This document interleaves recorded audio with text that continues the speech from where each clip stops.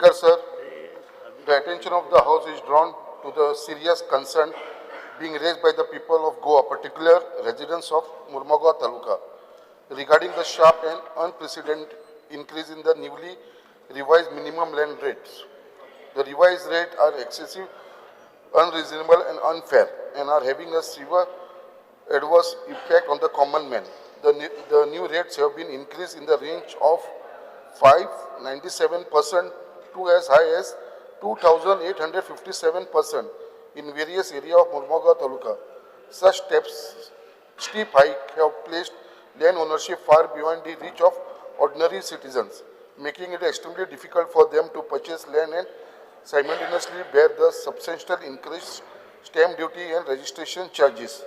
Further, the revised rate have significant tax implication for both seller and buyer, thereby imposing an additional and heavy financial burden on all parties involved.